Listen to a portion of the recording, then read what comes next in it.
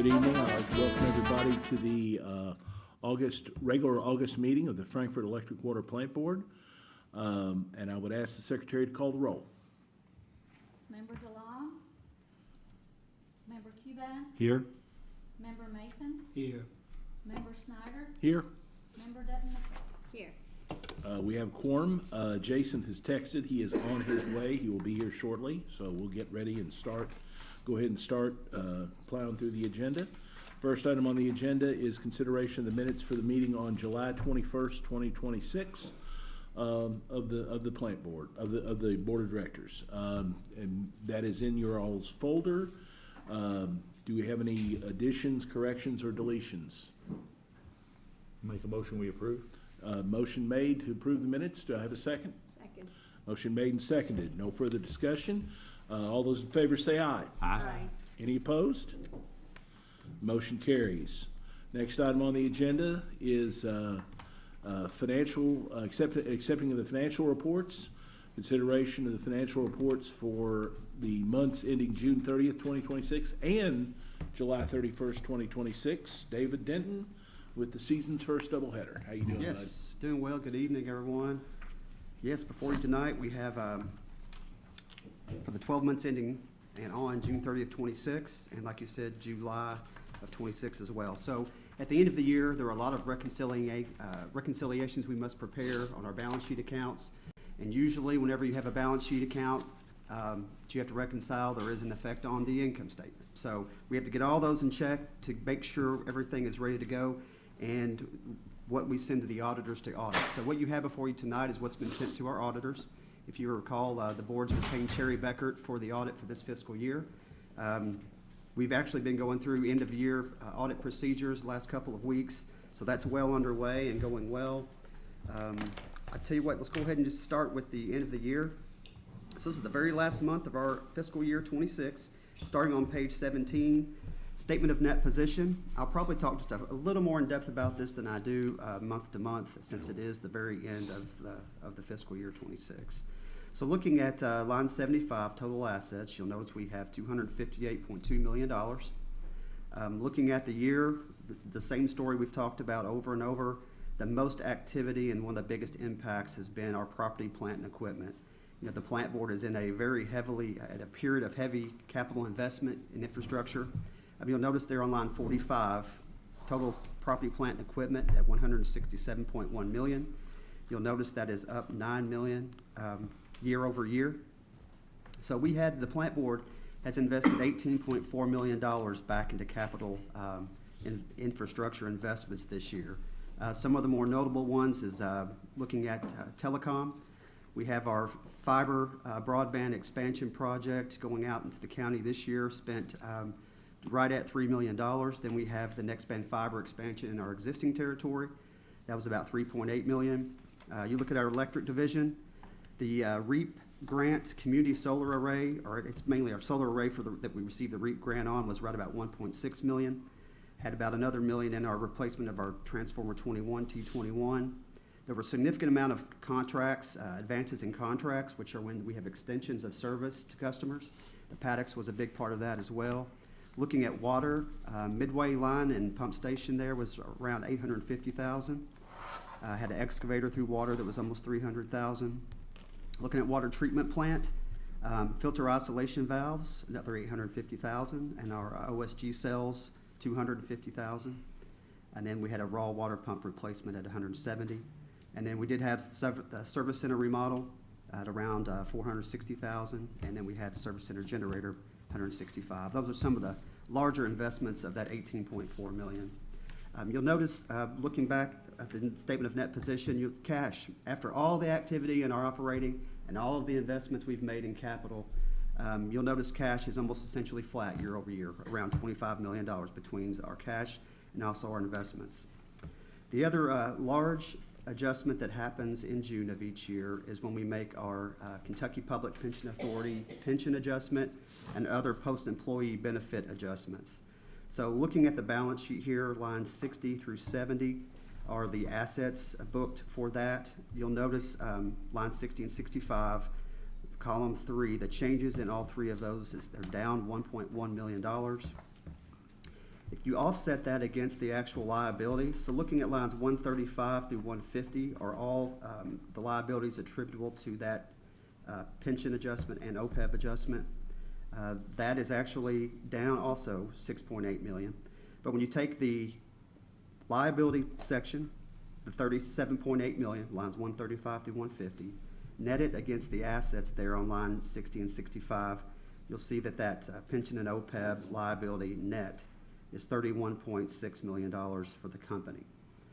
Overall, what that means when we had a decrease in the asset, but also a decrease in the liability, we had an adjustment of $5.7 million that hit the income statement.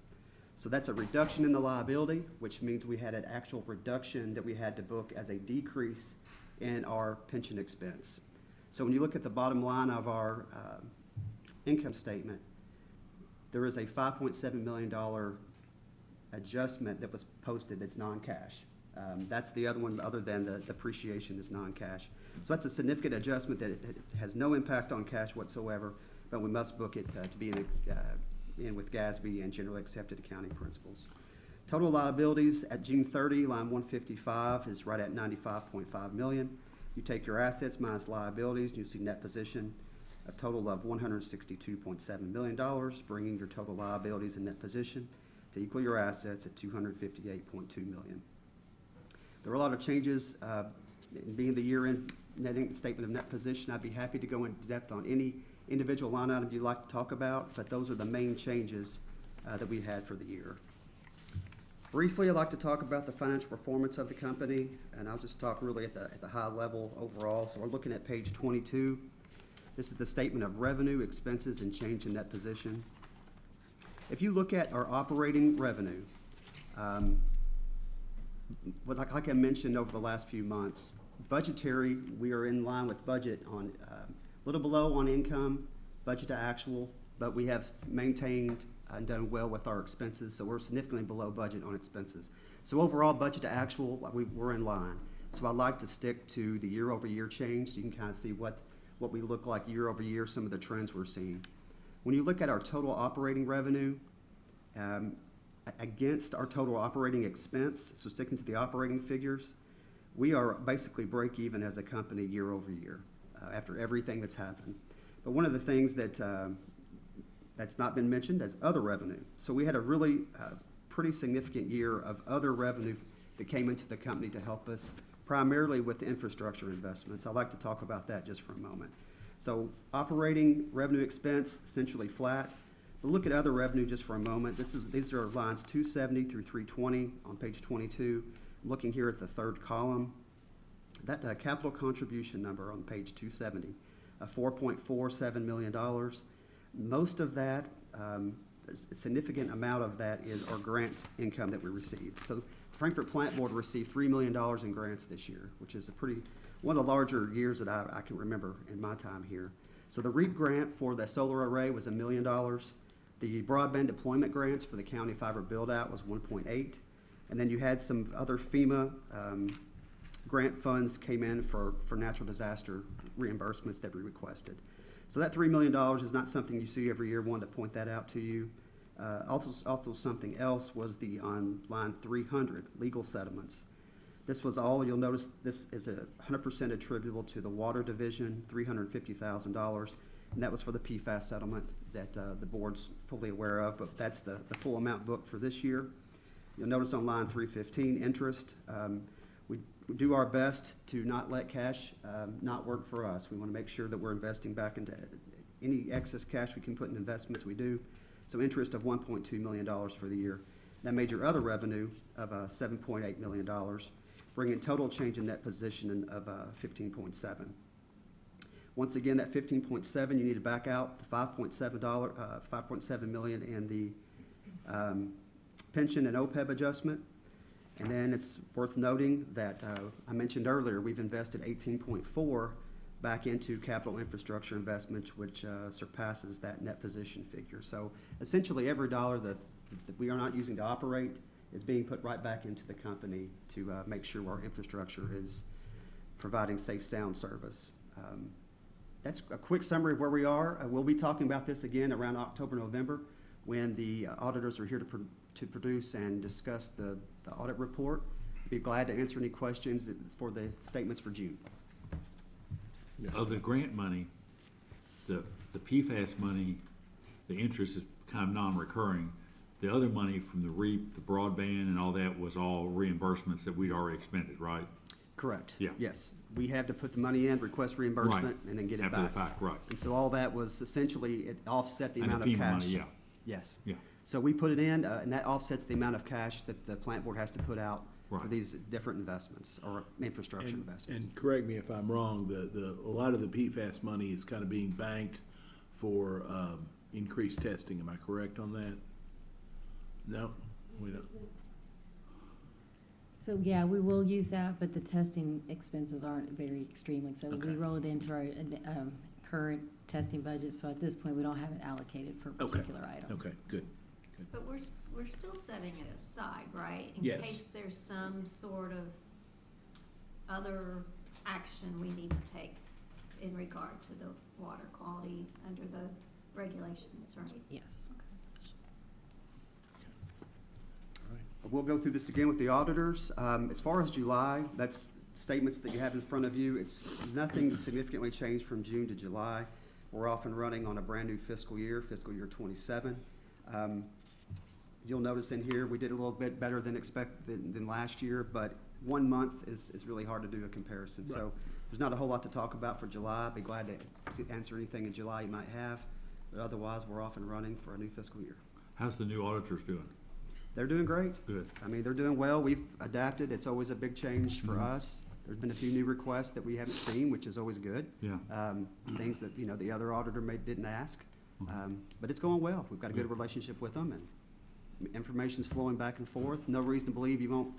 It's been around November we've gotten the audit to you, but October, November. Yeah. I make a motion, we accept the financials? Motion made. Second. We got a motion made and seconded. Any further discussion? Seeing none, all those in favor say aye. Aye. Any opposed? Motion carries. Thank you, David. Thank you. Next item is public comment. We have someone here to speak. Kathy, who do we have that signed up? Miss Cornelia Calhoun. Ms. Calhoun, you want to come on up? And if you would just go to the podium. No.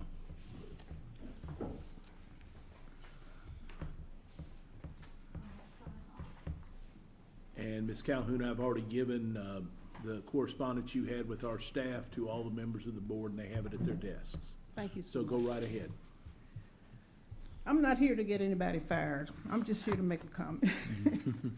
I'm concerned with what happened in my neighborhood last week with the water boil advisory. I've lived in my house for 37 years, and I've never had this happen before. And I didn't know anything about the advisory until my granddaughter told me the next day that it was on your Facebook page. I'm not a person that uses Facebook a lot. At my age, 86, there are a lot of us that don't even have computers, that don't have smartphones, but yet and still, the advisory did not include all the neighborhoods, all the homes in my neighborhood. I know of 2 that were left out, 264 Missouri Avenue as well as 266. 264 experienced flooding in her driveway, dirt, rocks, and gravel, and to my knowledge, what the rain didn't wash up is still there. So my concern is, how do you notify people, your customers that do not use social media when things like this happen? It used to be that you'd come to the door, put something on the doorknobs, or let people know what was going on, but we didn't get anything like that.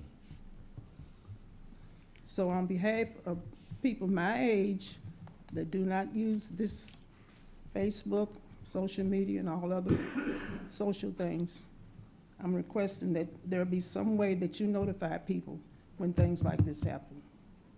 Because it only takes one time to have a major issue. Would you like me to address it? Yes, please, Sharmista. Hi. Sharmista Dutter is our director of our water division. She'll, I would like to see if she would say a few words about this. Sure, yeah, I received your comment. I was reviewing that, and so years ago, we used to do door hangers. I don't know, you said you never had an issue. So the issue with the door hangers was usually a lot of the water line breaks, somehow they happen at night. So it was a lot for our water department personnel to be able to go and get to, like, you know, sometimes 90 or over 100 homes trying to do door hangers. So we set up a process to where we can notify customers directly either through their phone call, a text message, or an email, so that we can direct the resources to fixing the repair, but still notify the customers as quickly as possible. So yeah, we do post things on Facebook and social media, but we also try to do the direct outreach to the customers. But a lot of that, the flip side of that is you have to opt in for those messages. So if you can opt in for the phone call or a text message or email, we can send you that automatic notification as soon as we're aware of an outage or there's going to be a water advisory. And reviewing the comment, do you know if you have, is your email active with the account, or do you have a phone or that we can text or email? Yeah, so but we can- I'm concerned about people that don't have phones, don't have emails. How do you notify those people? So I that's, know it happened at night, at like 4 o'clock in the afternoon, you put the post out there about 8 o'clock, and the next day, you cancel the board water. I didn't run that much water through my system to even to clear out if there was any contamination to come through my system.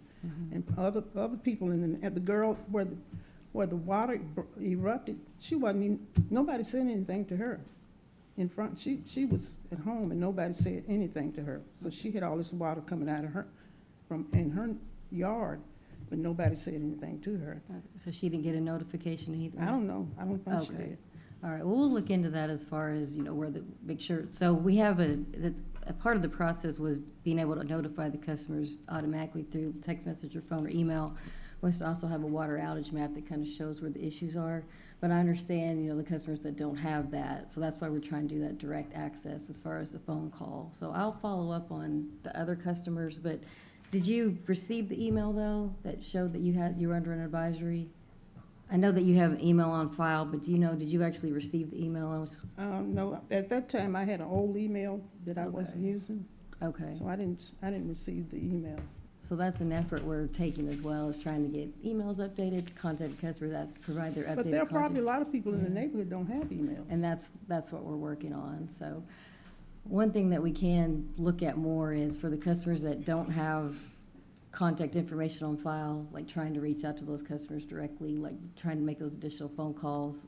Well, you could have just put a sign in the street at the end. I mean, this is Cherokee. You come down Langford Avenue, make a U-turn, and you're on Missouri Avenue. So you could have posted, you just put a sign or something on the street said water contamination or boil water advisory or something to that nature. That way people, when they came into the neighborhood, it's less than 50 people around there in that neighborhood. Okay. So, yeah, we'll look in that. Like I said, we tried to remedy that by having those automatic notifications go straight to customers, but I understand your point. And we'll look into signage and ensuring that the customers are reached out to directly. Okay, Absolutely. thank you. Thank you for coming. Thank you for Thank your you, comment. thank you so much for coming. We appreciate you. I'd like to take this opportunity to let everyone know that if you do have, you know, if you've got an account with the planning board and your email's changed, if anybody's listening, if your phone or email has changed, please keep us updated. We can only give you the information if we have the proper channels to get it to you. I'm also going to put a plug in now for those out there that do have smartphones. The planning board app, we had an issue down on Logan Street not too long ago where, you know, we had a water outage, and, you know, we had some issues in terms of the announcement of the water outage versus the boil water advisory. Sharmista and I have talked about that. We're constantly trying to improve our process and getting to our customers. And if we don't hear problems like this, we can't make corrections. So we appreciate you coming. Thank you. Next up, departmental reports. Travis, will you be handling those today? Yes, sir, be happy to. Okay. We will kick it off with public information. And Kathy's on her way up. Good evening. School has started. Fall is here unofficially, which means that our Cable 10 crew is gearing up for our game of the weeks. They'll be doing football. I think their first game is August 28th. They'll also later on be covering soccer district tournament. It's also election season, which keeps us very busy as well. We're gonna be doing our individual Meet the Candidate interviews in mid-September. And then the last week in September, we'll be doing the Chamber Forum, and then on October, we've got forums with DIG and Together Frankfurt. So we should be covered in making sure that all of our customers or everybody in Frankfurt knows who's running for what and where they stand on our local issues here. So it's, and then obviously we'll be live from the county clerk's office on election night, which is November 3rd this year. We continue in our marketing efforts, find new ways for people to talk about Nextband and our Frankfurt's fiber internet network here. We're working on, I think we talked about this last month, and we've created a TV ad and some social media spots for our ambassador program, our Refer and Earn program. Not only can employees participate in this, but we're offering this to all of our customers. If you're a Nextband customer and you love your Nextband, share it with a friend, because if they're not getting good internet, then you can share the good internet with them, and then you get rewarded in return. So we're getting ready to launch a new webpage for that, and there'll be more information available, and we'll be talking about that a lot more in public here in the coming days, actually. It's also time, they did reschedule our locals night for the Downtown Frankfurt concert. That will also be August 28th downtown, and FPB will be downtown. We'll have a tent set up, and we'll be talking about Nextband, probably handing out fans if it's hot like it has been. But just talking about all the opportunities we have for people in our community to get high-speed, fast and reliable internet service from the plant board. So that's what I have. Are there any questions? That's all? That's it. For now. Thank you, Kathy. Okay, Appreciate thank it. you. All right, looks like next up will be knock and safety. Is Darren in here? I'll do, I'm gonna be appearing for Darren tonight. All right, thank The knock handled 3099 calls this month. It's 659 locates, and there were no recordables and no vehicle accidents, so everyone did all right in the heat here, so nothing to report, fortunately. Thank you. Alrighty, next up will be customer service, April.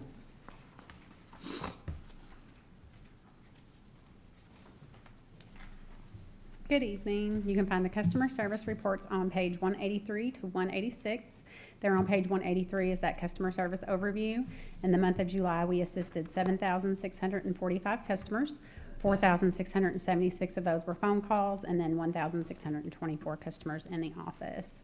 There were 1,258 transactions through the cashiers, which is typically through the drive-through, and 87 brand new customer portal applications. Wait times, were about the same as they were last month, so we're just over a minute in tier 1 and tier 2, and then 2 minutes and 52 seconds in tier 3. But then when you take out those peak days, we were under a minute in 1 and 2, and then under 2 minutes in tier 3. Kiosk transactions, we did finally make it over the 700 mark. We've been staying right around 650, 660 for the last several months. We had 744 customers use the kiosk last month.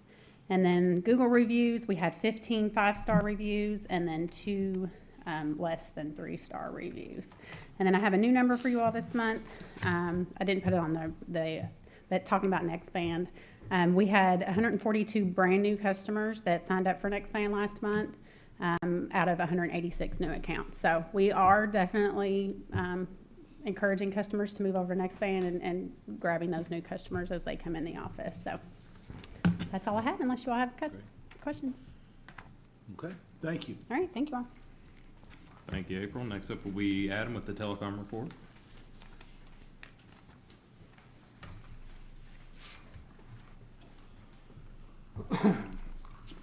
Good evening. Telecom report starts on page 187 of your report. With our customer numbers, we're a little over 61% of customers have moved to Nextband, which is always positive. We had one outage for the month. We had a blown fuse on the around Versailles Road area. Got that fixed pretty quick. Trouble calls really low this month, 226 trouble calls, and we seem to be trending that way, which is good. And I think a lot of it has to do with the next band and the new network and all that stuff really paying dividends at this point. On the grants, we have 500 homes now have access to it. Out of the 500, we have 60 signed up, or 60 new customers.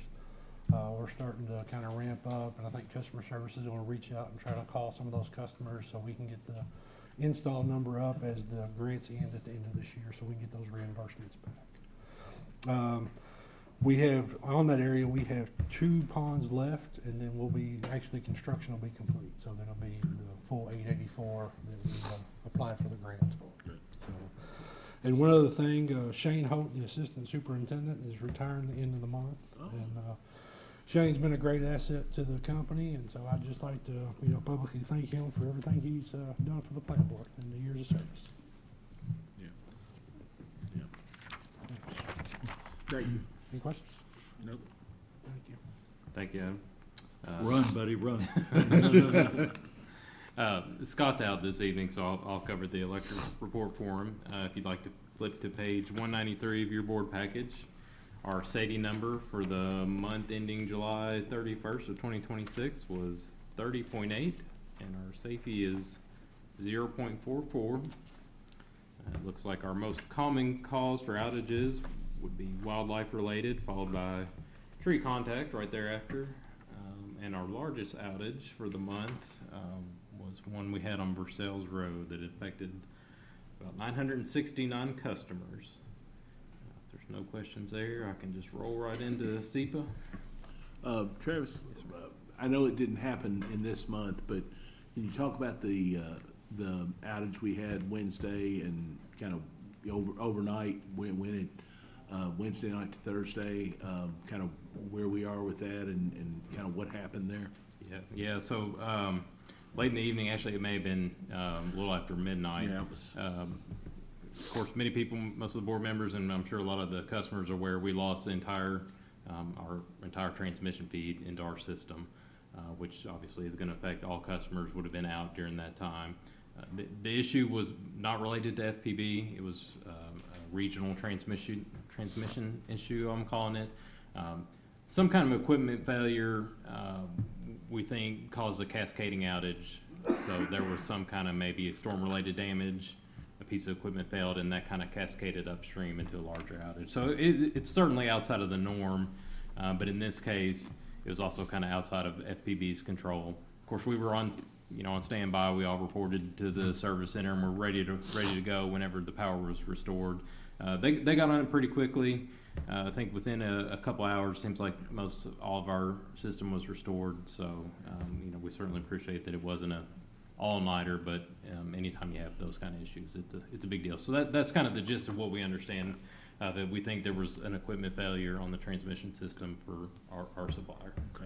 And I guess the other question I have is for our statistics and our numbers in terms of outages, and does something that's kind of out of our control in that area, is our numbers going to take a hit for an outage that's that widespread, I guess is the question I have.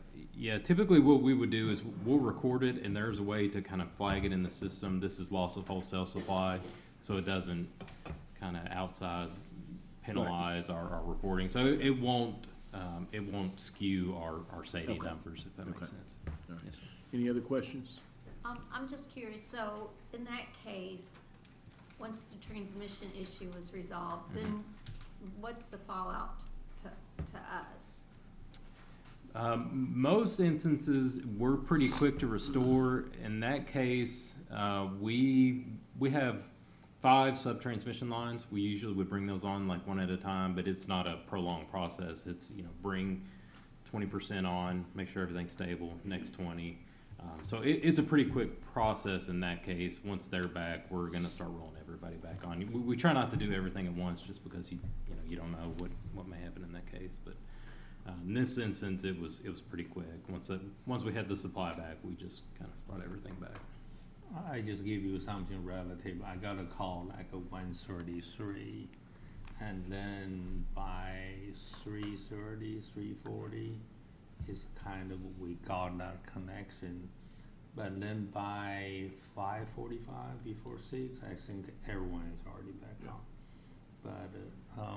But there is not all regard transmission because of the storm. We still have individual small ones. Right. When I say all back on, even those also already been taken Okay. by before 6. That's kind of timeline, if you. Steve? Should we explain to the public, you know, kind of the process and, you know, to say, hey, this wasn't really us. You know, this was beyond our control as opposed to, and I'm reacting to your question, John, about Right. will it skew Right. those outages? And in this case, the outage wasn't caused by the plant board. It was caused by the process, if you will. Yeah, I mean, I think the language we would typically use would be, you know, it's a regional transmission issue, you know, kind of outside it, you know, a certain welcome board input on how you want to frame that message. I think that's our perspective, is we just put it out there during, you know, using kind of normal channels, Yeah. Facebook. There's a transmission issue that's affecting FPB, and, you know, again, if there's some other way you'd like us to. That was one of the to reasons I word asked the that. questions, because, you know, to kind of get it out there and, you know, let people know of, you know. Well, you know, we have other things that it's gonna cause consternation among our is causing. You know, so the things that we aren't responsible for is things I think we need to say that as a general statement, perhaps in the state journal, Yeah. places like that. I think they may have reached out. We can double check on that one, but I think there was some communication with the State Journal. Okay, anything else? All right, you'll go with the SEPA numbers? Yes, sir. So that begins on page 197 of your board package. For July, our total SEPA bill was $88,737. Our net SEPA payment was $611,884 for a profit to the board of $523,147. That brings us through July, net benefit to the board of a little over 1.6 million. So you'll notice if you look back at that chart, that is a really good net payment, similar to what we had back in January. Yeah. And you can see, if you look over in the energy value column, that's where almost all of it is coming from. So that's kind of, when we look at our SEPA credits, that's the variable component, if you will. So really hot month, really good market prices, Yeah. a lot of energy value. So Good. off to a good start with SEPA. Excellent.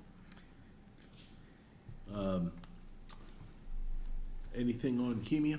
The next KYMEA meeting will be next Thursday, the 27th. Gary, is there anything additional we need to cover? Not a particularly, you know, but if you do have any question, we're happy to answer. Okay, if there's no Okay. more questions on electric or SEPA, we'll move on to Bruce with the water distribution report.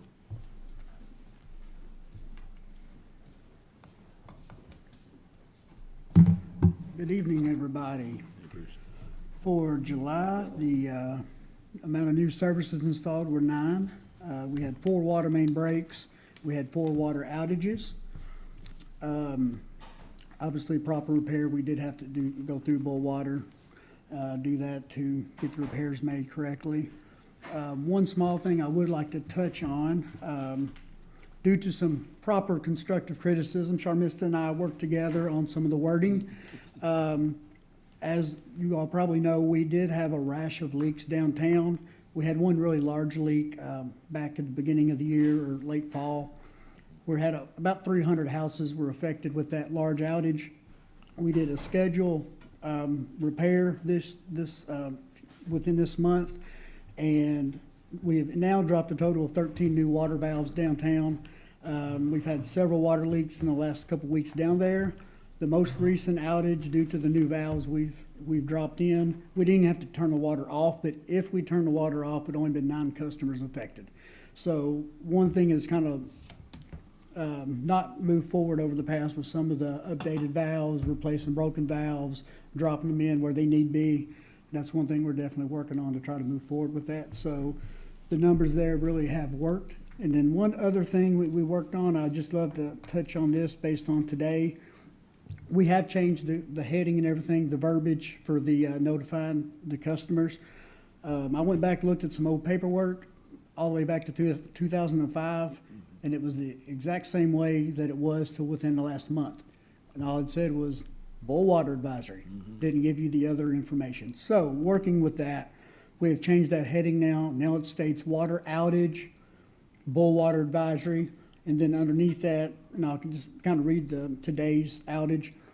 Due to a water main break, a temporary water outage is in effect while repairs are being made. The Water Department of the Frankfort Plant Board advises to boil the water before drinking or using it for cooking. Once service has been restored, the advisory is in effect for the following areas, and then that will list the area affected. This will just pretty much be a plug and paste, copy and paste approach.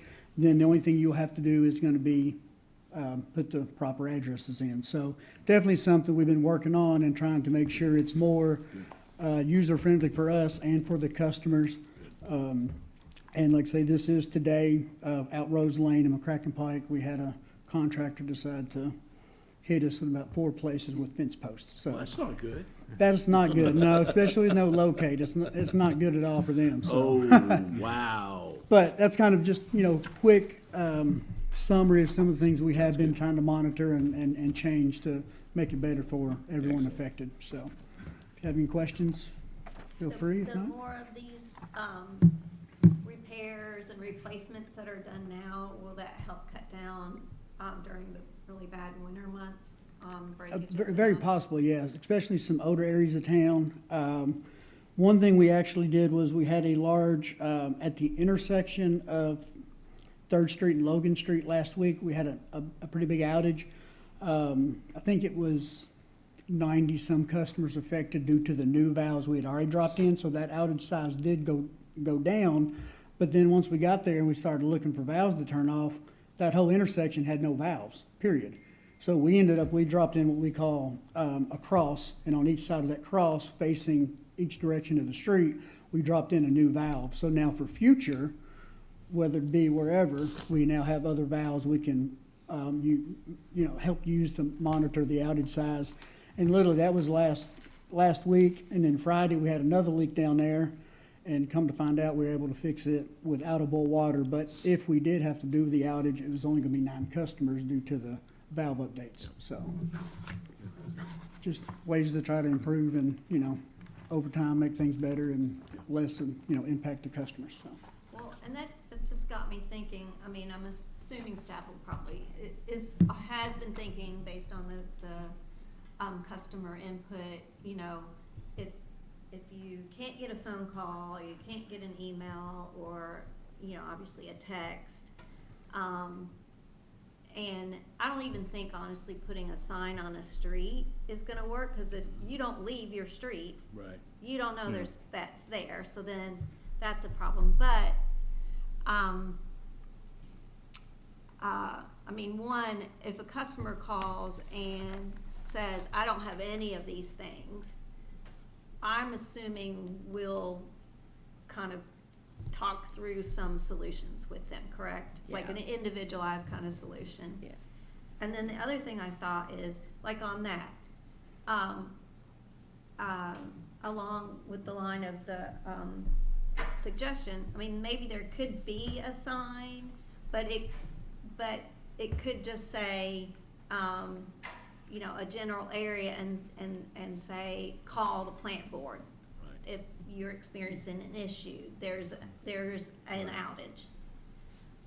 Maybe just that sign could have been more like on Capitol Avenue, somewhere as that work's going on. As cars are going by, they kind of know, like, if it's, the South Frankfort area or something. But, so, I don't know, that's just a thought. Yeah, no, we'll continue to work on some creative solutions, absolutely. Yeah. Steve, And one other thing is, as far as the legality side of it, you have to just put notification out there, newspaper, social media. So we've always kind of gone above and beyond with a door hanger, a knock on a door, but due to outage size, safety depending on time of night, location of town, different things, we've tried to scale it back and be kind of the tech savvy approach, social media, all that, you know, a lot of people do use, but Charmis and I definitely work on some ways to have a backup plan for if we think someone is not still gonna be notified properly. I mean, one method is gonna not be preferred by someone else. A Right. door hanger on my door at 2 in the morning, I'm not gonna know it's there. Right. Or if I'm out of town, let's say somebody's staying at my house, I'm not gonna get a message on my phone to tell them, hey, by the way, you know. So, I think obviously there's some, benefit to some redundancy, but also we've got technology and we're trying to use it to be smarter and, you know, better about it. As long as when someone specifically asks for a different solution, that we respond to that. Steve? One of the things I thought about, because I'm on obviously another utility, and when ours went out, our electric went out, there was an automated call that came and said, at this address, the electric is out. And then when it came back on, there was another automated. And I was thinking in this new enterprise system that we're gonna talk about later, that if it has that type of feature that can just send out an automated message to a phone, landline, or cell, or both, I guess, that might alleviate the problem of generational, what I call generational problem, of generational communication. And so when we talk about that, that was going to be one of my questions. If that feature existed in the enterprise system, or could it be expanded onto that? Yeah, I don't fully know the system, but we do have that ability now. We do the phone call, email, or text, depending on the customer's preference. It's just, if we don't have, a lot of customers, we don't have the updated information like Mr. Snyder mentioned. Like So we last do- Wednesday, yeah. I got the message on my phone that there was electric outage. Yeah, I So did is too. it automated or? Mhm. Okay. It's automated. Okay, yeah, so And then it's, that's especially if you do the app, it's really, My really FPB. good. well, see, again, I'm trying to Right, get past the app because right, sure. I don't have the app. But you don't have to have the My wife app for, pays the yeah. bills, that's why I don't have the app. So if you have a current email address, though, you don't have to have the app at all. It'll Okay. automatically send that as well, so. But So we, I shouldn't say that here. and I know customer service, like anytime a customer calls in, they're making sure their contact information's updated. So it's continuously, they're trying to get everybody's contact information in the system correctly. And it's also updated correctly, if I'm pretty positive, the way, if you can go to the company website and go in there and look for the current outage, it'll give like a polygon of the area for, say, for water, Yeah. saying everyone inside this area is currently, you know, experiencing a water outage due to a water main break or whatever, so. But the question here, and again, I was talking to Gary today, and I'll use the analogy here, is that, you know, churches are geared toward the youth, but 80% of the money comes from the older folks. You know, so those are the folks you sort of have to cater. So, you know, again, generationally, Right. a lot of people, you know, you say, go to the website, go to this, we haven't gotten past the paper kind of thing. So we gotta figure a way to get around the paper too. I know that's hard, but that's what I think is happening. All right, thank you. Thank you. Thank you, Bruce. And next up will be Brandon with Water Treatment Plant. Good evening, everyone. For the month of July, the water treatment plant treated 284,382,000 gallons of water for an average of 9.17 million gallons per day. Lot 4 averaged 4,208 cubic feet per second for a daily average of 2.72 billion gallons per day. Okay. Any questions from noted Luddite Steve Mason? No, maybe not? Okay. Thank you. And if there's no further questions, Mr. Chairman, that concludes the department reports. All right, fantastic. On to action items. Action item 5.1, consider approval of Phase 3 and Phase 1 extension change order number 1. Travis. Yes, sir. So a little bit of background here. So as you can see, if you look out back, the Phase 1 extension and the Phase 3 project are both well underway for expanding our solar facilities. As we kind of began construction and we're wrapping up some of the planning activities, the contractor reached out, Solar Energy Solutions, who we've used quite a bit over the years, reached out with a concern that if we don't meet domestic content requirements, all of the tax benefits under the ITC could be at risk. So it's kind of a change for 2026. This was not an issue on phase 2 or phase 1. We did those, but it's a change in the tax code for this current year. So they are recommending we go ahead and make the switch to a domestic content module. The total change order costs will be $353,263. But there is a good news side of that. So by meeting domestic content, we are eligible for an additional 10% bonus credit. On the whole project? For both phase 1 and phase 3, for not just that change order amount, for the total amount spent. Right. Yes. But we will get it for that change order amount as well, correct? Yeah, everything including. Okay. Everything we right, spent, yes, right. Yes, the total cost of the project. Good. That 10%, the additional 10% will apply. I think kind of the gist of the story is, a lot of what the goal we're trying to reach is this, kind of a final rate we're trying to develop for these solar facilities. Based on everything we know today, I think it's zero impact essentially. It may even result in some additional benefit. Again, we've kind of held that a little close to the vest because we want to make sure we want to get complete, honestly, to really have a firm number in hand. But I think there's going to be negligible to no rate impact when it's all said and done because we're paying a little more upfront, but we will be eligible for that additional 10%. So it's a wordy agenda item, but that's kind of the highlights of it. We think this is the safer play to ensure we are still eligible for the tax credits. You'll recall we had to be underway before July 4th. We were, and we still are underway. So things are progressing. I've talked to the contractor. They've continued to work as we kind of figure this out. So everything seems to be in order on that front based on everything we know today. So we are asking the board to approve change order number 1 for phase 3 and phase 1 extensions. And I just want to do the math real quick, which always dangerous on the fly.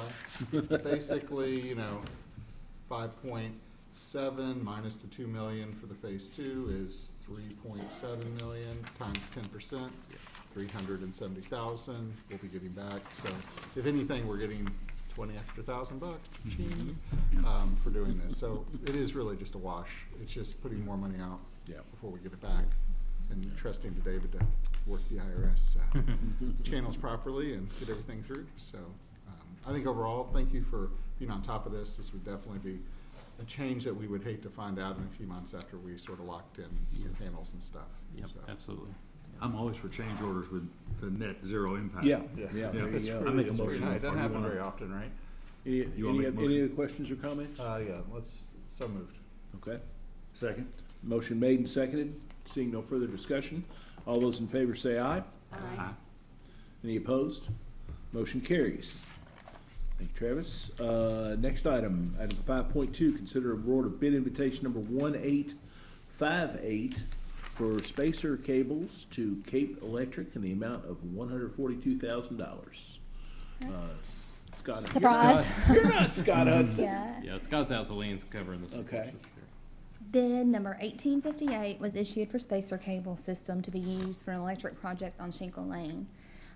Spacer cable system is an overhead power distribution setup where multiple thick covered phase conductors are bundled closely together and held apart by plastic spacers and suspended below a high strength bare steel or aluminum messenger wire that carries the physical weight. I added that in because I wanted to know myself and thought you might want to know. But after evaluating all bids, staff recommends awarding to Cape Electrical Supply in the amount of $142,000 as they are the low bidder meeting the specifications. And also this purchase is included in the current budget. Okay. Any questions? Okay.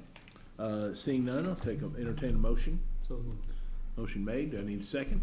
Second. Motion made and seconded. Any further discussion? Seeing none, all those in favor say aye. Aye. Any opposed? Motion carries. Thank you very much. Next item up on the agenda is the Ridgeview Substation Transformer T14. And That'll be me as It's well. gonna be Travis now, okay. Yes, sir. So during a recent outage event, we determined that a substation transformer at T14 at a Ridgeview substation locked out, meaning it went out completely due to an internal fault. This is a transformer that was built in 1996, so we certainly have older units, but it kind of approaching the end of depreciable life. We did more testing, brought in outside experts. It's been determined that the transformer would have to be entirely rebuilt to be returned to service. So after kind of reviewing that information internally, we reached out to Virginia Transformer, who, if you remember last month, we awarded 2 substation transformers to them. That was a public bid. They were awarded, and asked them if they would be able to hold that price for an additional unit. They have agreed to that. So that is the ask and the recommendation to the board is that we award a 3rd unit to Virginia Transformer to replace this damaged substation transformer. You know, of course, big substation expenses like this are not good, not pleasant, but we think it's essential for, you know, the performance and the reliability of this system that we go ahead and just get right on this. Again, we think new is better than rebuilt for one that's 30 years old. There's obviously inherent risk if you're taking something like that and rewinding it. So again, that's ask is purchase an additional unit from Virginia Transformer. Based on their expected lead times and the typical payment schedule, we think about 50% of that cost will fall this fiscal year. And the remaining 50% will be next fiscal year. So we'll draw down additional cash for that first 50%. And then when we're going through our normal budget planning process, kind of later in this fiscal year, we'll reconcile that additional cost, whether it be, you know, if we have to scale something down or move other projects around, we'll kind of account for it then. And I guess, Hans, I'm gonna ask you a question here. Is this something, this isn't something that is ordinarily something we do, but what we're saying is we approved a bid last time for this same product, and now that we find that we have the need for 3 of them instead of 2, we're just going back under that same bid invitation and changing that. Is that correct? Is that something that, do we do often? And it seems perfectly logical to me, rather than reopen the bid process and probably get the same results, but, or even worse, but is that something that's ever caused the same problems, I guess? We've not had any problems with that. You are changing the quantity, but if you bid it, there's no Right. There's no rule on once you bid something. Right. If you can change the quantity under that bid, there's no rule that says I got to go back and rebid stuff. Good. Okay. I just wanted to make sure. Okay, if, any other questions from any of the other members?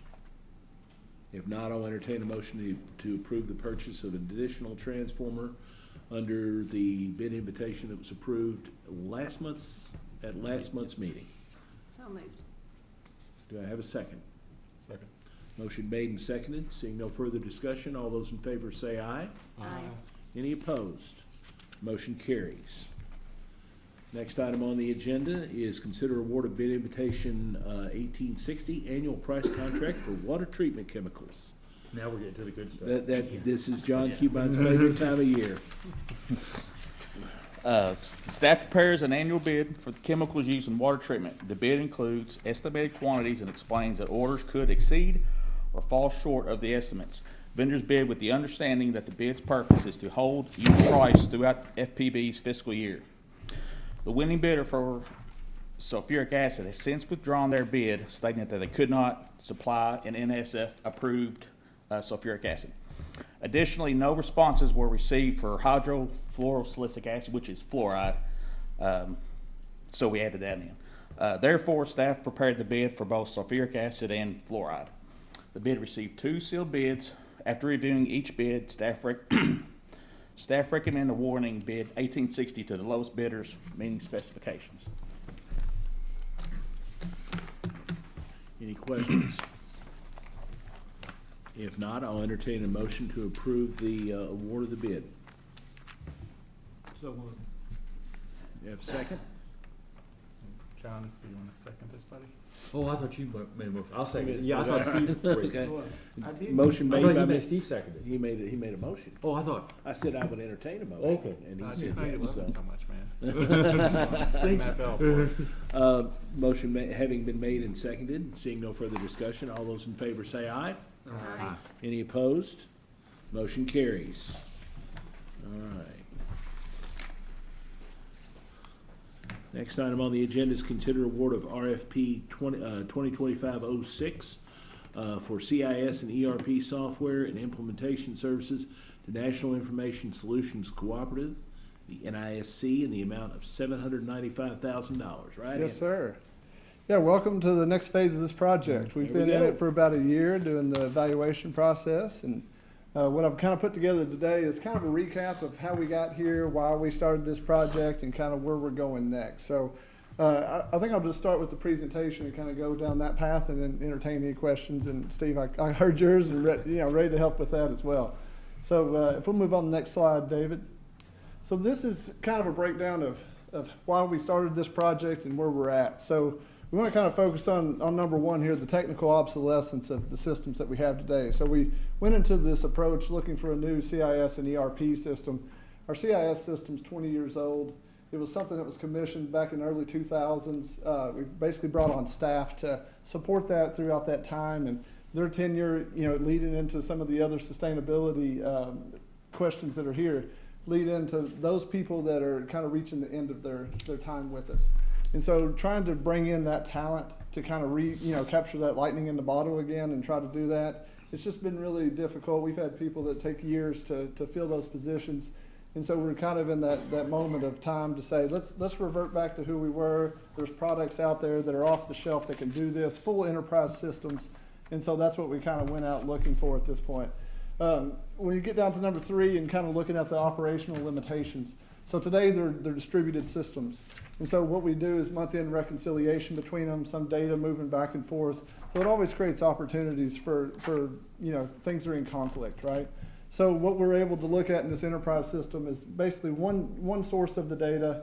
They're all using it. People in the field, back office folks, customers, portal, everything there is cohesive, kind of driven by one set of data. So you get this consistency across the whole enterprise. Proactive timing is really about taking advantage of the time we have with the folks that we have here. We're fully staffed at the moment. We're kind of ready to do this, and we've kind of worked with all the different lines within the organization, both on the operations side and admin, to kind of be ready and kind of talk this through. It's been that maturation process over the last year of getting all those folks together, looking at those requirements, and kind of coming to a solution. So David, if you don't mind, next slide. This is kind of a timeline of the process that we've been through. So we put the RFP out last year in December, sent it out to 18 folks, got 5 responses back, and ultimately shortlisted 3 of those folks. We hosted those folks right here in this room for a 3-day event to come in and kind of demo their product, see everything that was there, and ultimately round out to a process that, we took our budget into effect for this fiscal year, and kind of using that as a factor led to the number 4 option there, to where we had a vendor of choice of NISC that we're requesting approval tonight. So what we did with them was then re-engage with them the past 6 or 8 weeks, kind of going over, okay, let's look at your full product catalog, anything that was in, that we could work with in the budget numbers that we have to make this solution the best one for us. And so that's where we're here tonight, and hopefully to get the option number 5 here to the awarding that RFP to them tonight. And you all actually went on site too, so Oh, yes, sir, we where did. these systems were running We on did. some We other went. utilities, didn't you? Yeah, some of the referrals, and we talked to a lot and went on site with Bowling Green. There's somebody that already uses the NISC that was close enough to us. We did a site visit out there with them just to see how that worked, and learned a lot about how they use it, and have come a long way in that process. David, if you don't mind. So who is NISC? So we've just talked about we have a lot of people that are regionally around here. They've got 1,000 members across the nation. We've got 16 of those that are in the state of Kentucky. So these are municipal utilities, these are other co-ops, things of that nature. So it's a standardization for the plant board to kind of get in line with these. And one of the real areas of interest at the end there, that $65 million for R&D, a significant amount of money goes into what they do. They're trying to add enhancements to that. And so what happens is it's a member-led organization. So if we have a need, we can bring that, and as long as it benefits the entire membership, then those needs come forward. And so what it allows is a consistency. It aligns us with the industry at that point in a standardization. David, if you don't mind. Here are those 16 that are kind of in the area. So I kind of have us in the green dot. The other red flags that are on there kind of represent those other 16 municipals and co-ops in the state of Kentucky that already use this software and already part of this cooperative. So these are the ones that, like I mentioned, we went to Bowling Green, we've spoken to Murray, talked to a few other of these in and around the state. And so we feel like we've really kind of done our due diligence on finding out who these people are, and really like what we're hearing and what it would position us for the future. David, if you don't mind. This is their solution. So, you know, Steve had mentioned earlier about, you know, how do we, all the pieces and parts, the outreach. They have a multi-channel messenger that kind of does a lot of the things we do today, but it does it under one umbrella. So it's the outbound campaigns that you talked about. They have a marketing module that can kind of help us in the competitive line of business we have today. A lot of these operational modules that allow people out in the field to see real-time data and do these updates back and forth. Just opportunities for efficiency is really what we're looking at here. And so you see some of these add-on things that we can bring in, some business intelligence, some other mapping, and ways to kind of leverage some of the investments we already have. David? So here's some of the systems that we're kind of looking at under one umbrella. So one of the things that we already have in place today with Microsoft Dynamics was our ERP system. So you see it kind of represented several times in the middle. Some of them were Excel spreadsheets. This just kind of speaks to the distributed nature of how we are today. We've been fortunate enough to have the staff and everybody committed to making it work as it is today. But what you see here is that this comes under one umbrella and kind of presents an opportunity for efficiency. David? Here's some of the systems that it integrates with today that we've already invested in as a board and as staff. So our AMI system, they're already a direct partner with Census, who already does our AMI. So that data has a proven channel to share back and forth between those. Calix in their provisioning, so all of our stuff that we do for our fiber services and our voice services, all the future in telecom is already kind of integrated. Esri in the mapping, another strong partnership that they have, so we can leverage those investments and all of the institutional knowledge we already have with these kind of products. Along the bottoms you see more, so the one called Concepts is kind of about our locates. Our Genesis is our phone system. So these are all systems that they've already integrated with. And so during this implementation process, that's where we're going to go through each one of those, tie those into our systems today, and kind of build progress toward a final solution in an actual 2-year process. So, David? So here's kind of that timeline that I just spoke about the implementation process. So assuming tonight we get this award to go forward, then we would be looking at a 2-year implementation window. The financials will go first. That'll be early 2028. It seems so far away, but we have a ton of work to do. And you know, it's going to take all hands on deck to get there. This is not by any means just an IT project. This is going to be a company-wide project, and I think we've got the people here to do it. And then ultimately CIS will go live later in the summer or fall of 2028. There's a little bit of gray area there just because we've got to get that timeline mapped out, see where we can gain ground. Some things may take longer than others. We'll learn a lot along the way, but that's part of that 2-year process. From a budgeting standpoint, this year we've kind of broke this up into 2 fiscal years for this ask tonight. So we're asking for $795,000, but we have in the budget today a $500,000 allotment in capital over FY 27 and 28. So that'll cover those expenses. We won't incur any expenses until we get that module implemented and actually, you know, in use. So those are things that will fall and we can kind of take care of them in these 2 fiscal year buckets as opposed to having to outlay all of that in 1 fiscal year. And then ultimately in FY 29, we'll shift from this capital expense from implementation into go live, and then we'll have a recurring SaaS fee, just like we would for an AMI solution or any of our other products that may be, you know, SaaS related, and you'll get into a recurring expense year over year to kind of pay for that software access. Go ahead, yes. Yeah, that's cool. Oh, maybe you're about to hit that. Oh, I'm sorry. Yeah, go ahead. No, maybe you're about to Oh, hit yeah. that. Next slide, please. So this is just a breakdown again of kind of how that looks like, a lot of the timing of what I was talking about. And then in FY 29 and even these expenses here, if we see something that's directly attributable to a division, these monies right now are allocated in the IT and the admin expense. But if they're directly attributable to a certain division, that money will land there as an expense and we'll kind of deal with it there. It was just simpler over these first 2 years to kind of deal with that implementation as a line item in the IT budget. Go ahead, Jason, sorry.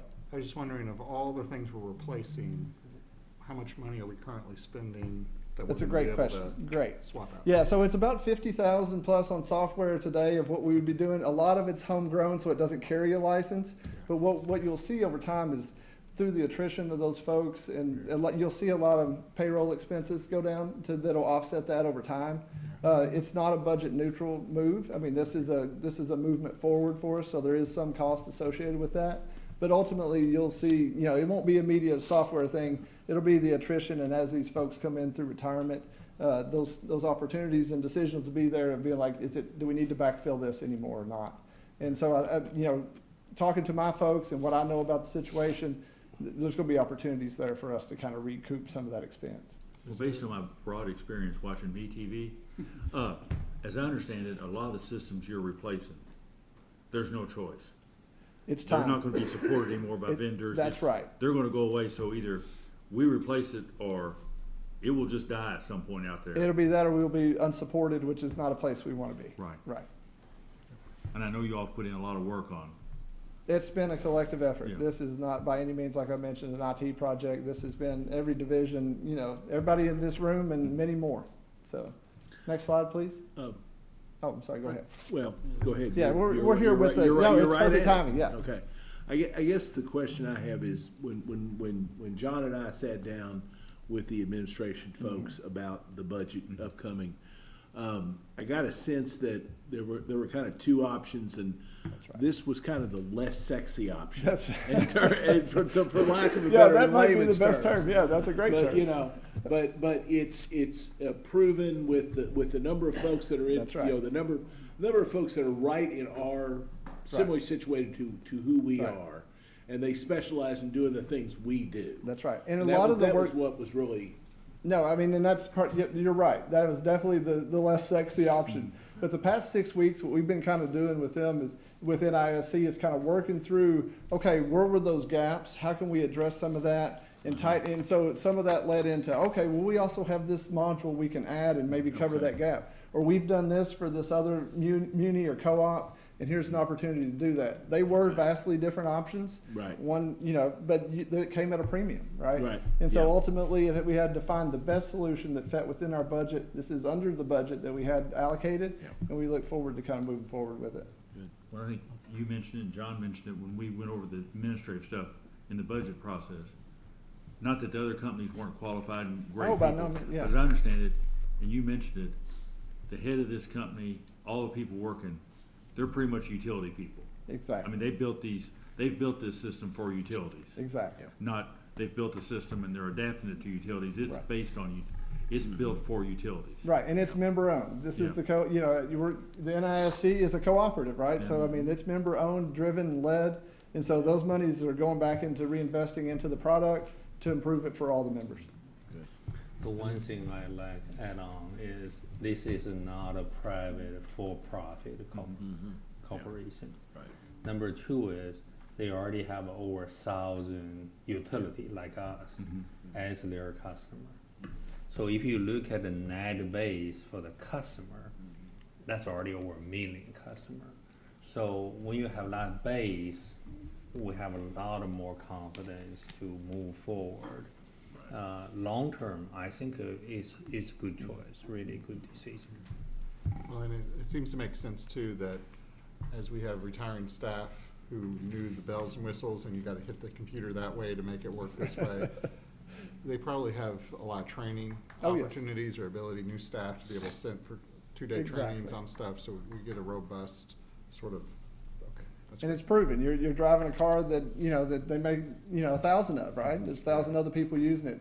The solution that we have today was kind of a, one off, right? It was one of a kind.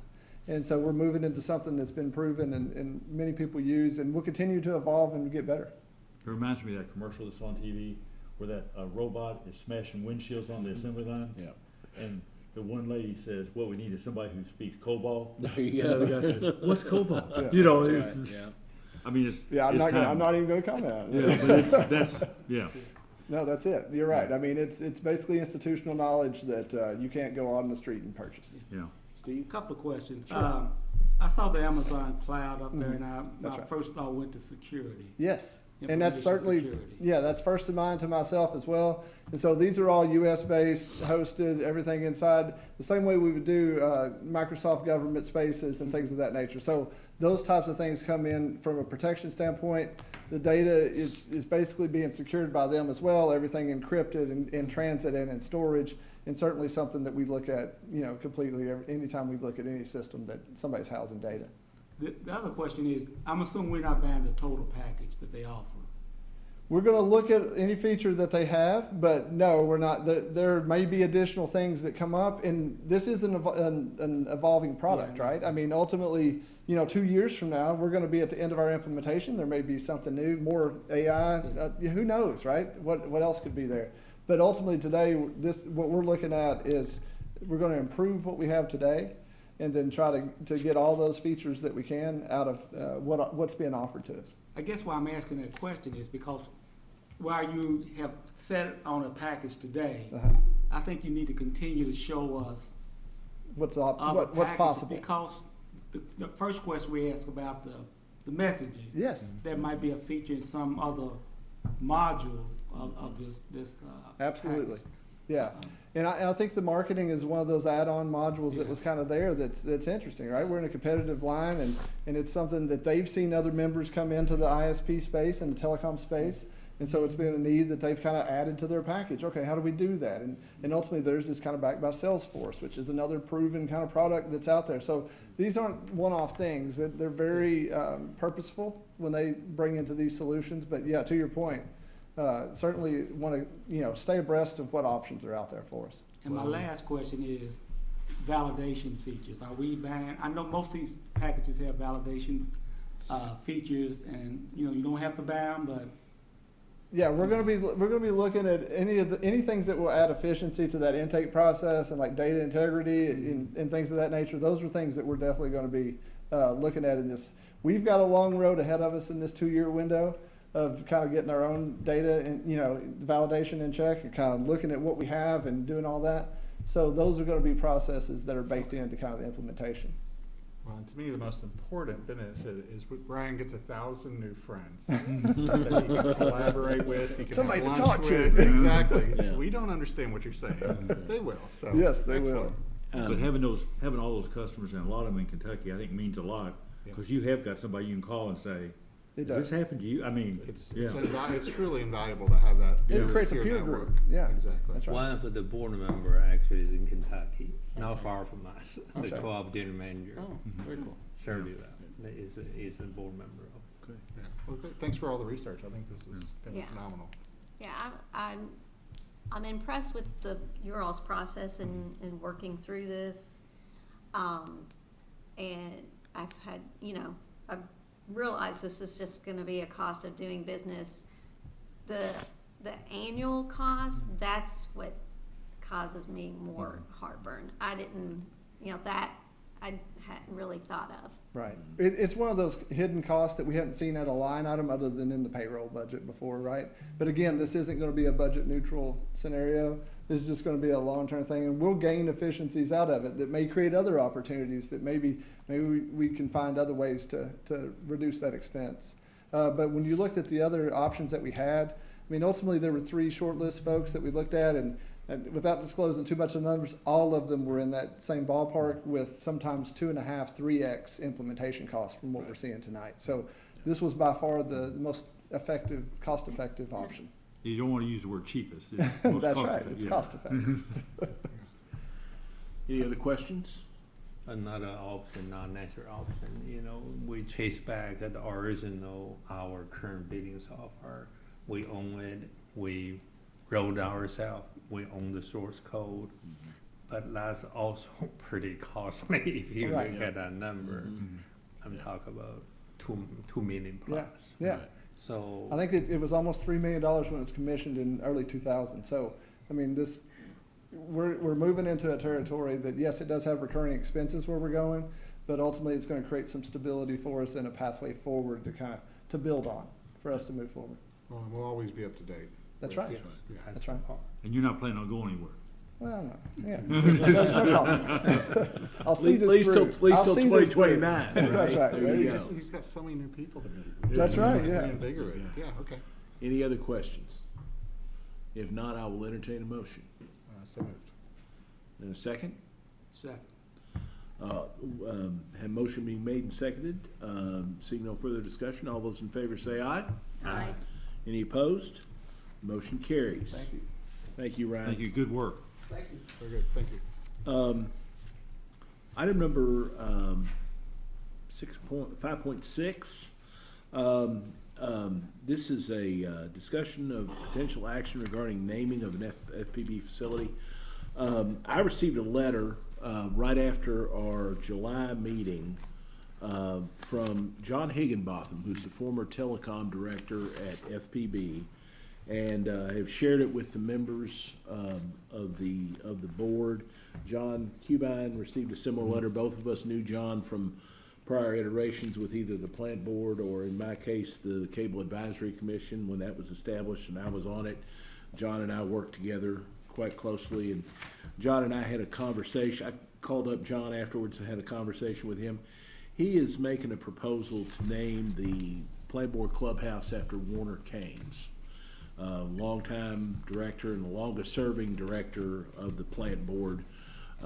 Shepherded us through a lot of things, the expansion of the full service network and the provision of internet, becoming an internet provider.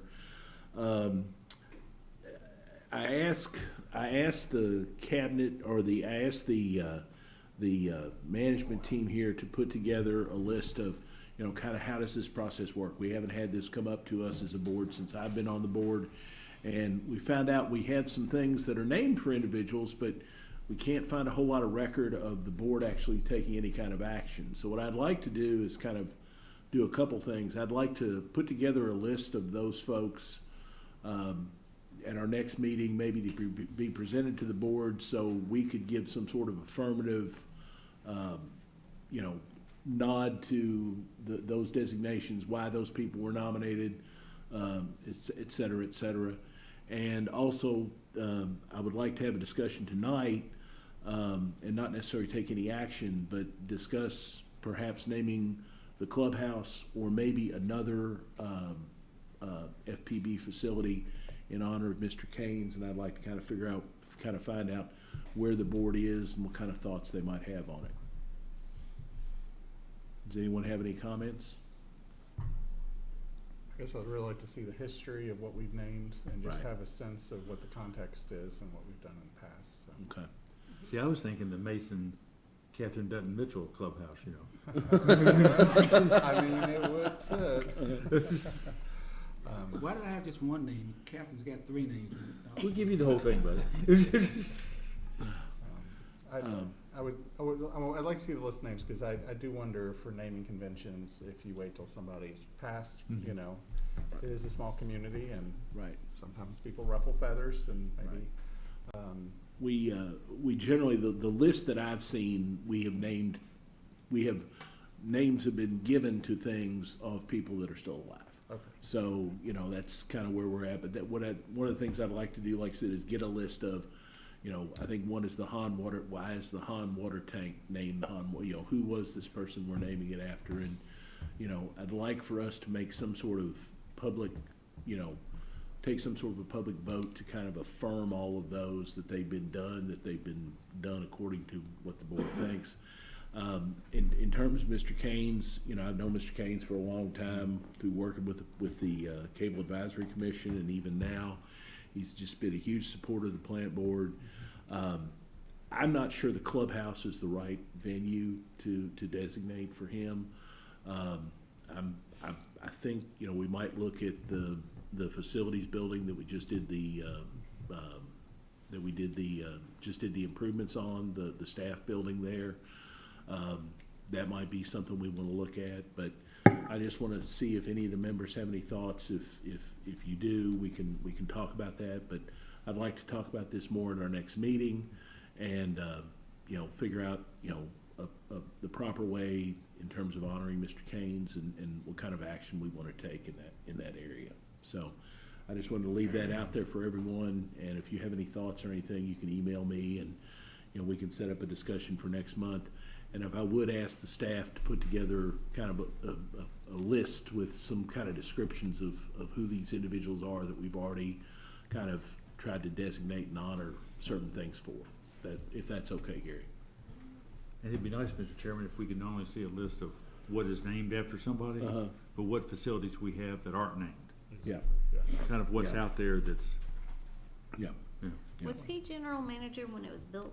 I think it's been a long. Oh, no, he was, let's see. He was general manager, what, 24 years? 24 years, and so that was back mid-80s, early 80s, so, So it predates him. yeah. He oversaw a whole lot of Yeah. changes and Right. also expansion. Do we own all the manhole covers? I don't think that would. No, we don't do sewer, John. We don't do sewer, Jason. We don't I'm even just want to thinking think manhole about doing covers. sewer. There's thousands of them. We could name so many. So many different Talk to the manhole city. covers. Yeah, I just Steve. want a manhole cover. Yes, Speaking of Steve. the clubhouse, I rode by today mistakenly, trying to meet Gary, and it needs some work on the outside. It looks like it needs either a finish, A Tanglewood? ceiling or something, because it's starting to. The clubhouse? Oh, Yeah, well, it's it's starting to look. supposed to age. Yeah. Well, you read it and look at it. I don't know. Maybe I just look at it wrong. I don't It just know. looked like it was. Do we have somebody on staff that like knows if it's the way it's supposed to look or if there's a problem? I'm not sure if it's a problem. It just looks. It looks like it's got the stuff that's on every building around here. Maybe that's what it is. It's just. That mold, like Just. mold? It just looks that kind of like. I that. haven't seen it lately. I mean, up close. Yeah. Okay. So, I don't know what you're talking about. Well, thanks for bringing it up. I think it's a great thing to look at, and Yeah. definitely is. I think a lot of institutions do this kind of thing, so Right. makes sense. Okay. I would need to look at the original request for proposals for the outside, the wood siding, but I'm pretty sure that it was supposed to be Yeah. a weathered look. Yeah. And the contractor that we used is reputable, and I feel like if it needed the finishing on it now, he would have told us. No, I think you're right. I mean, I remember when he said that it's Yeah. the weather. Look, it's just when I looked at it today, it just kind of. Yeah, I think it's personal preference, so. Well, I don't know. Maybe folks can look at it and we Okay. can, You're talking about the Bring it siding, back not up. the deck, but the siding. siding. Siding. The sad. yeah. I'll take my wife by it, because all matters of personal preference go to her, so. That's Kath. That was Kath's There part you of this go, whole there you go. project, And quite honestly, I trust Catherine way more than I trust you in matters I of do personal too. I do things. too. Well, the movement of the satellite dishes closer to the road, Yeah, my 4-year-old grandson gave that a thumbs up. There you He's- go. Every time There we you pass go. it, he's like, satellite dishes. yeah, there you He go. loves it. One in Okay. your yard? No. Next item on the agenda, general manager's comments. Gary, do you have anything else? Okay. Next item on the agenda is old and new business. I do have one item that has been distributed to the members. You got an email about this earlier. Every year, we have contracted and partnered with Bluegrass Community Action Agency for an ongoing weatherization agreement. We have the agreement to sign this year. No changes in what we've done in the past. There's $50,000 in the budget for that. Travis, I asked you to look up how much did we spend on this project last year, on this program last year? Yes, sir, and it was $28,990 is how much Okay. we spent last So- fiscal year. Yep. So, what I'm saying to any members of the community that are out there listening, if with the weather we've had and the issues with high electric bills, and I know we've done things on rates that people haven't been happy with. Just want to encourage anyone out there can contact Bluegrass Community Action Agency. We put $50,000 in the budget. We're willing to spend $50,000. They will go and do a home energy audit of your home, and then they will also, they will also make repairs up to a certain amount to help fix some of the problems. Correct? That's correct. $2,500 is the max per customer. It's mostly gonna be insulation, adding insulation, fixing weather strips, that kind of stuff. Okay. And 50,000 is the amount we've had in every year, right? It is for the past several years. We may have started at 40 and then bumped it one year, but yeah, 50's been the number for a long time. Yeah. Any comments? Steve? So do we add to the balance that's left, or do we add 50? I think we just, in this year's budget, we just put $50,000. Yeah, the surplus from last year just drops to the bottom line, doesn't it, David? Yes, sir. We don't compound it. We just reset at 50 every year. And we actually started out with less than that, and then we bumped it up when it didn't get spent to about 50, but, you know, I'd like to spend the 50 before we. No, I just bump wondered, anything higher. we don't give them 50 and they already have 20. No. And it's a drawdown from them. When they spend it, they let us know, and Okay. we reimburse Yes, them, sir. correct? Yeah. Yeah. Any other comments? Okay. If not, I'll entertain a motion to approve the agreement with the Bluegrass Community Action Agency for this year's weatherization program. So moved. Second. Motion made and seconded. Seeing no further discussion, all those in favor say aye. Aye. Any opposed? Motion carries. Kathy, you've got that for me to sign after the meeting? Okay, great. Okay, any other old or new business? I did have one question about this. Yes. So a customer only gets to apply once and they're done, or if they have multi-year thing, can they apply multiple times? I've never asked that question. Travis, that's a really good question. Yeah, so far we have not allowed for any repeats. That makes sense. I was just- Given the tenure of the program, maybe you might want to think about, is there some window where someone can reapply? But that's been kind of the operating rule, if you will. Yeah. Does the contract speak to that? I'll have to go back and double check. I mean, I was wondering, say someone came in and they got their home insulated.